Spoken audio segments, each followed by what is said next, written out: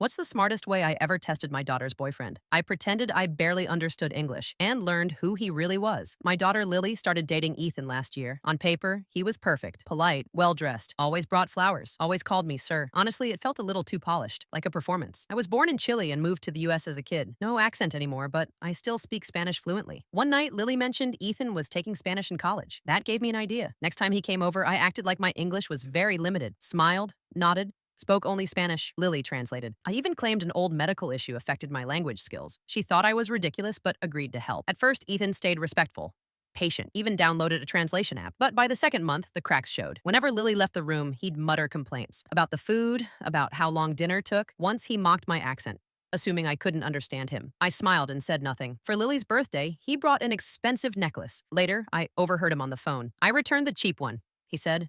Her family has money. Gotta look right. That was funny because we don't. We live in a modest house.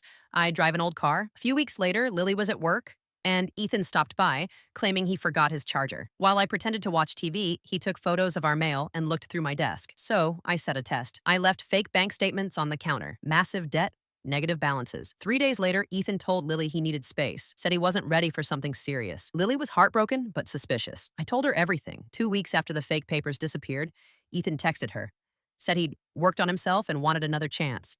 She invited him to dinner, same flowers, same smiles, same sir. I cooked his favorite meal, the one he'd called disgusting behind my back. Halfway through dinner, Lily spoke to me in perfect English. I answered the same way. Ethan froze. You speak English? He asked. I've spoken it for decades, I said. Long enough to recognize people who date my daughter for money. Lily played a recording on her phone. Ethan saying once he was in with her family, he'd be set for life. He tried to deny it, then stormed out, calling us manipulative. Lily cried that night. The next morning, she hugged me and said, 6 months of pain is better than years of lies. Ethan's now dating someone else. Lily's with a guy from her program. He brings homemade cookies, and he treats me the same, whether my daughter's in the room or not.